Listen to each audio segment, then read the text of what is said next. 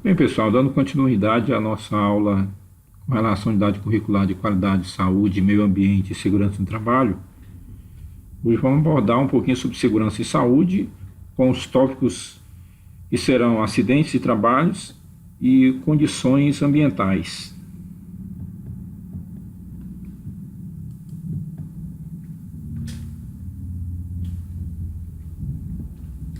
Definição de acidente de trabalho, segundo o Manual de Registro das Comunicações de Acidente de Trabalho, o CAT, define-se como acidente de trabalho aquele que ocorre pelo exercício do trabalho, no serviço da empresa, né, do exercício de suas atividades, provocando lesão corporal ou perturbação funcional que cause a morte, a perda ou redução temporária ou permanente da capacidade para o trabalho.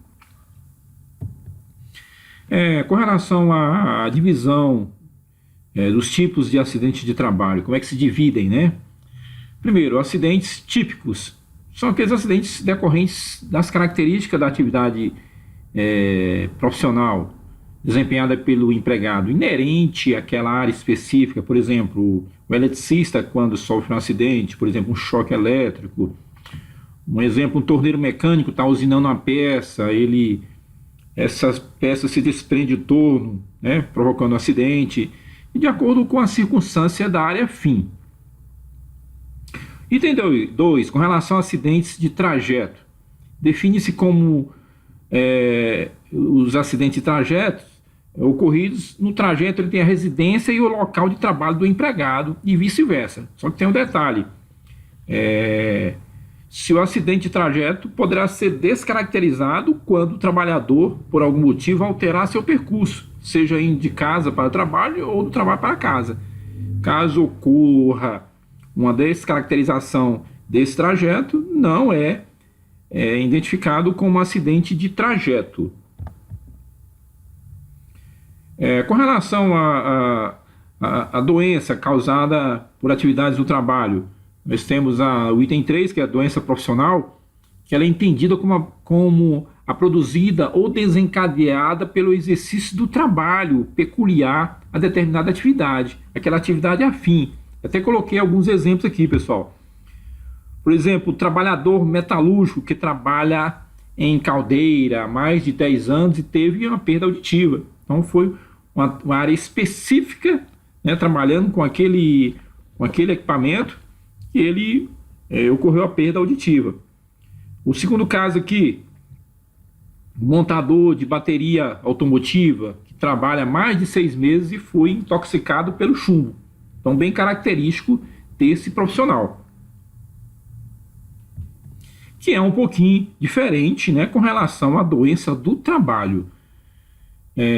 Ela é entendida como adquirida ou desencadeada em função das condições especiais em que o trabalho é realizado, de acordo com o ambiente de trabalho, que essa pessoa é condicionada. Até coloquei como exemplo aqui a LE-DORT, né, que são lesões por esforços repetitivos, as doenças osteomusculares relacionadas ao trabalho, que afetam os trabalhadores que utilizam computadores ou trabalham em linha de montagem industrial.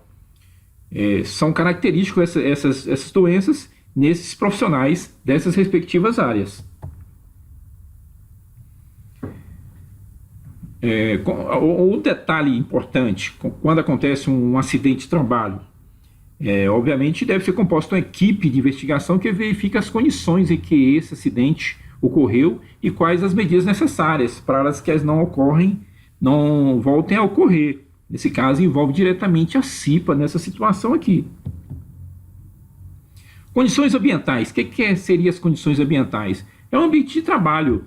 Esse ambiente ele é favorável ao trabalho do funcionário, dá condições favoráveis a exercer essa atividade. É o que se coloca aqui. Manter uma boa condição ambiental de trabalho é fundamental para que os colaboradores tenham um melhor desempenho e estejam livres de risco e possíveis problemas de saúde. Por isso, é indicado que o local esteja adequado para que as atividades sejam executadas corretamente e da melhor forma possível. Então, condição ambiental ela é imprescindível num numa boa execução do trabalho do profissional. E os riscos, né? Como são vistos os riscos? São os resultados de circunstância, com comportamentos que, quando não são controlados, geram algum tipo de doença ou acidente. Portanto, os riscos são possíveis geradores de lesão ou morte. Então, vamos estar apresentando nos próximos slides os riscos que nesse caso, acarreta em lesões ou até em mortes, né? Primeiro que a gente abordamos aqui são os riscos físicos. Por exemplo, os ruídos, as vibrações, radiações, o efeito do frio pode provocar um acidente, o calor, pressões anormais, a própria umidade. Essas condições ambientais condiciona, de acordo com a circunstância, a provocar um acidente de trabalho. Com relação aos riscos biológicos, que nesse caso seria a presença de vírus, bactérias, fungos e outros micro-organismos, eu coloquei como exemplo aqui o serviço em tubulação e esgoto, onde essa pessoa está diretamente em contato com relação a um vírus ou a bactérias que pode ser contaminado, provocando um risco de trabalho nesse funcionário. Com relação aos riscos químicos, podemos exemplificar aqui, nesse caso, as poeiras, fumaças, gases tóxicos e nocivos, névoas e outros componentes químicos presentes no ambiente. Nós temos duas ilustrações aqui, onde aborda, por exemplo, nós temos aqui a pessoa trabalhando com cimento, né? Que nesse caso acarreta em risco para esse profissional. E esse aqui nós temos a pessoa fazendo um corte na madeira, né? Tem muita poeira aqui, nesse caso aqui, provocando um risco de trabalho nesses respectivos funcionários que não usaram adequadamente os seus equipamentos de proteções individuais. Agora, com relação aos riscos ergonômicos, fala aqui que são atividades que requerem muito esforço físico ou existência de condições psicológicas capazes de prejudicar a saúde do colaborador. Mas o que seriam os riscos ergonômicos? Temos como levantar várias situações aqui. Eu coloquei algumas ilustrações aqui, mas temos diversas. A pessoa está levantando um saco aqui, ele tem uma posição que ele poderia fazer de maneira adequada, de acordo com a quantidade de material que ele tem que fazer o deslocamento. Ele poderia usar um carrinho de mão, ele poderia usar uma empilhadeira, né? Na segunda ilustração nós temos uma situação totalmente desconfortável com relação a utilizar a mesa, com a cadeira o assento bastante alto em relação, praticamente à mesma altura da mesa. Aí podemos colocar como exemplo uma má postura de profissionais sentados em cadeiras, usando computadores, trabalhando em ambientes que dessa forma provoca os riscos ergonômicos, né? Nesse caso, postura é fundamental, primordial no ato de, não só apenas no trabalho, né, no dia a dia. Com relação aos riscos mecânicos, também chamados de riscos de acidentes, relaciona com as atividades que envolvem máquinas, equipamentos e outras situações de lesões e acidentes de trabalho. Até coloquei aqui, são fatores de riscos, né?